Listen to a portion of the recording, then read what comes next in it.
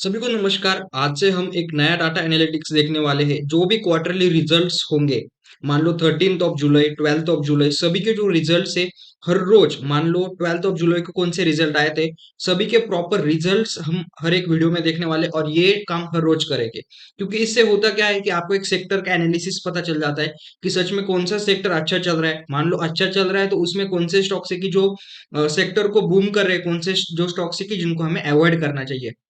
ये ऑब्जेक्टिव बिल्कुल भी हमारा ये नहीं कि स्टॉक स्पेसिफिक अप्रोच होना चाहिए, बट उससे अच्छा हम क्या कर सकते हैं कि सेक्टर स्पेसिफिक अप्रोच होना चाहिए। मान लो आईटी सेक्टर है, टूरिज्म सेक्टर है, ऑटोमोबाइल सेक्टर है, सभी का जब डाटा हमें मिलता है तो हम सेक्टर बूमिंग है या फिर सेक्टर खराब चल रहा है, इसका एनालिसिस या इसका हम एक कंक्लूजन निकाल सकते हैं। तो अब इमीडिएटली चलते 12th ऑफ जुलाई 2024 के रिजल्ट से। सबसे इंपॉर्टेंट या पहला जो रिजल्ट, ये जो डाटा है, ये screener.com का डाटा है, ये प्रीमियम वर्जन है। अगर आपको डाटा चाहिए तो आप प्रीमियम वर्जन ले सकते हो। इंडियन रिन्यूएबल जो कंपनी है उसकी ईयर ऑन ईयर ग्रोथ अगर आप देखें तो 32% की है।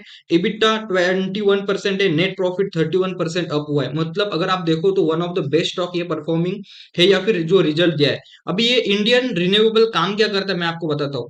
जो ये Indian renewable as a finance company act करता है रिन्यूएबल प्रोजेक्ट्स के लिए। मान लो सोलर प्रोजेक्ट हो, हाइड्रोजन प्रोजेक्ट हो, या फिर जो भी ग्रीन प्रोजेक्ट्स हो, ठीक है, जो पोल्यूशन नहीं करते, ये टोटली गवर्नमेंट की कंपनी है, उनको ये फाइनेंसिंग का काम करता है। और मेरे ख्याल से आने वाले समय में ये one of the best stock साबित हो सकता है, क्योंकि उसमें बहुत स्कोप है, टोटल एड्रेसेबल मार्केट भी बहुत बड़ा है। उसके बाद आते ओरिएंटल होटल। अगर आप देखोगे तो hotel industry, tourism industry one of the best performing है। मुझे मालूम नहीं कि क्यों ओरिएंट होटल की जो रिजल्ट है वो खराब है।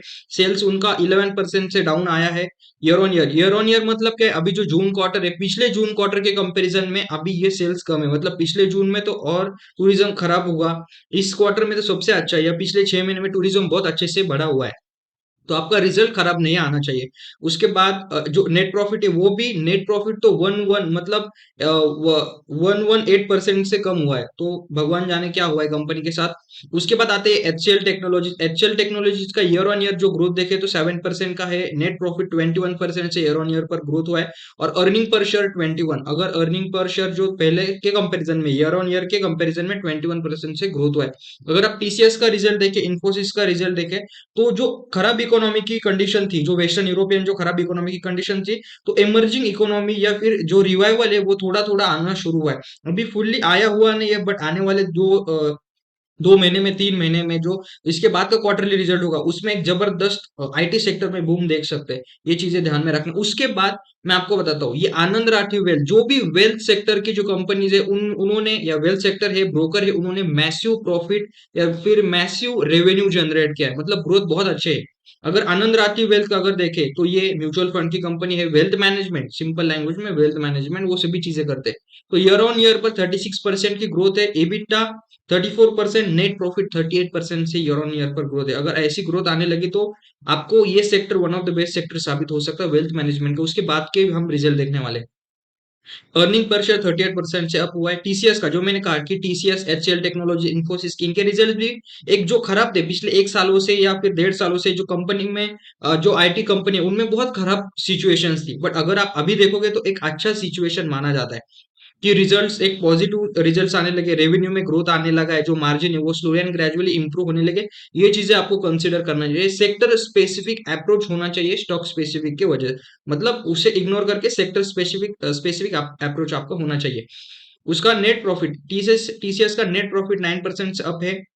अर्निंग पर शेयर 10% से अप है। और रेवेन्यू ईयर ऑन ईयर 5% से। जेटीएल इंडस्ट्रीज, इसका मुझे स्पेसिफिक मालूम नहीं कि जेटीएल क्या करती है, देखते हैं।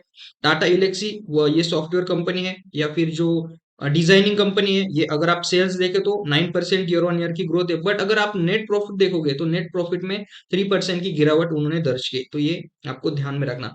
तो ये केशोरम इंडस्ट्रीज है, 12% का लॉस है इसमें, या फिर जो रेवेन्यू वो घटा ईयर ऑन ईयर बेसिस के ऊपर। नेट प्रॉफिट 91% के बेसिस के ऊपर घटा हुआ है।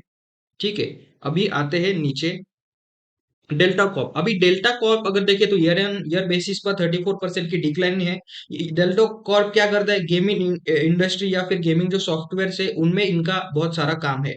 तो ये चीज आपको कंसिडर करना चाहिए। अगर इकोनॉमी ग्रोइंग है, आईटी सेक्टर ग्रो कर रहा है, या फिर जो इंटरनेट ओरिएंटेड चीज अगर ग्रो कर रही है तो डेल्टा को आपको भी प्रॉफिट जनरेट करना चाहिए। आपको ये चीजें कंसिडर करना चाहिए। ईयर ऑन ईयर बेसिस पर नेट प्रॉफिट आपका 69% से डिक्लाइन हुआ है। अगर आप स्टॉक की प्राइस चेक करोगे तो वो भी एक हैम्पर्ड कंडीशन में है।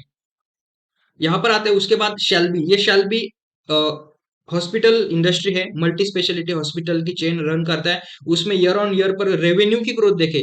अभी यहाँ पर एनालिसिस ऐसे करना है कि रेवेन्यू तो कोई भी ला सकता है, सेल्स तो कोई भी ला सकता है, बट एक्चुअली कैश जनरेट कर पा रहे हैं या नहीं, ये चीजें आपको ध्यान में रखना है कि 100 रुपीज की मैंने सेल कर दी, पर 100 रुपीज के सेल के बदले में मुझे कुछ तो जो प्रॉफिट होने वाला था 20% मार्जिन, या 100 रुपीज के ऊपर जो 20% टू 20 रुपीज मिलना चाहिए था, वो कैश कैश का जो कन्वर्जन है वो हुआ है या नहीं हुआ है, ये भी चीजें आपको कंसिडर करनी चाहिए। क्योंकि कंपनी बहुत बार फेक जो प्रॉफिट है वो डिक्लेयर कर सकती है, ये आपको कंसिडर करना चाहिए। ये शाल भी, अगर आप सेल्स का ग्रोथ देखें तो 18% रेवेन्यू की ग्रोथ है, बट अगर आप नेट प्रॉफिट देखोगे तो 29% का डिक्लाइन यहाँ पर है। ईपीएस अर्निंग पर शेयर 30% का डिक्लाइन है ईयर ऑन ईयर बेसिस पर, ठीक है। तो उसके बाद आते हैं अपकमिंग रिजल्ट्स के बारे में। अपकमिंग जो रिजल्ट्स है वहां पर आते हैं 13, मतलब आज है 13 जुलाई 2024। Avenue supermart one of the awaited result है। हमें पता चलेगा कि इकोनॉमी में क्या चल रहा है।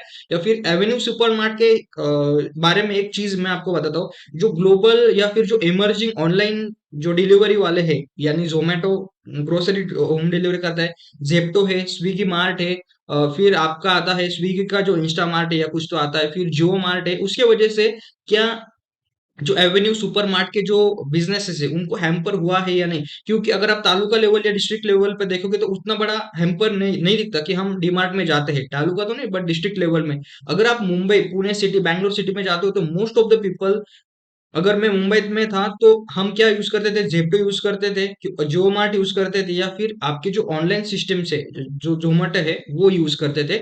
इसकी वजह से ये देखना इंपॉर्टेंट है कि क्या एवेन्यू सुपरमार्ट के जो बिजनेस मॉडल है उसको इफेक्ट हुआ या नहीं हुआ, ये चीजें देखना जरूरी है। क्योंकि चेंजिंग इन कंज्यूमर पैटर्न आपको ये कंसिडर करना चाहिए कि लोग क्या प्रेफर कर रहे हैं।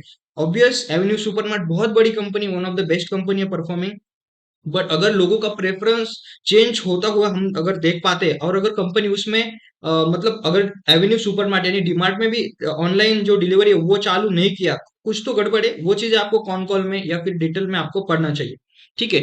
यहाँ पर आता है मिस्टन फूड्स, 13 जुलाई को है। स्प्राइट स्प्रिग एग्रो, ये अभी क्या नाम है, स्प्रिट एग्रो, 13 जुलाई 2024। के एन आर रेल इंजीनियरिंग, अगर आप रेल के प्रोजेक्ट देखोगे तो one of the best performing sector है, तो यहाँ पर अवेटेड रिजल्ट है। बंसल इंजीनियरिंग पॉलीमर्स, ये भी अवेटेड रिजल्ट है। Geojit financial services, Jio financials one of the best है। उसके बाद एंजल वन, जैसे हमने आनंद राठी का देखा, 5 पैसा कैपिटल का देखा, वैसे ही एंजल वन के या फिर एचडीएफसी एसेट मैनेजमेंट कंपनी है, उनके भी अवेटेड रिजल्ट है, पॉजिटिव जो रिजल्ट है वो आने की शक्यता है। ये चीजें आपको कंसिडर करना चाहिए। अभी आज के दिन 13 ऑफ को इतने रिजल्ट है, उसके बाद ये डायरेक्टली 14 को कोई भी रिजल्ट नहीं है और 15 को रिजल्ट है। यहाँ तक अगर वीडियो देखा होगा तो चैनल को सब्सक्राइब करना। ये स्टैंडर्ड डिस्क्लेमर है कि कोई जाके स्टॉक परचेस नहीं करना एक फंडामेंटल डिटेल एनालिसिस के विदाउट। ये मैं कोई आपको टिप नहीं देता, जस्ट एक कंक्लूजन होता है कि मेरा ऑब्जेक्टिव ये है कि यहाँ पर सेक्टर को एनालिसिस करके आप दूसरे जगह पर इन्वेस्टमेंट कर सकते हो। आप म्यूचुअल फंड में कर सकते हो, आप एआईएफ में कर सकते हो, कोई भी दूसरे जगह पर पीएमएस में भी आप इन्वेस्टमेंट कर सकते हो, ठीक है। जस्ट डाटा का एनालिसिस है। यहाँ तक अगर वीडियो देखा होगा, एनालिसिस अगर अच्छा लगा होगा तो चैनल को सब्सक्राइब करना, क्योंकि हर रोज ऐसे वीडियो आने वाले हैं। रिजल्ट्स के हर रोज ऐसे वीडियो आने वाले हैं, तो आपको डेली अपडेट्स के लिए चैनल को सब्सक्राइब करना। यहाँ तक अगर वीडियो देखे होगी तो लाइक करना। Thank you very much, have a great day, thank you.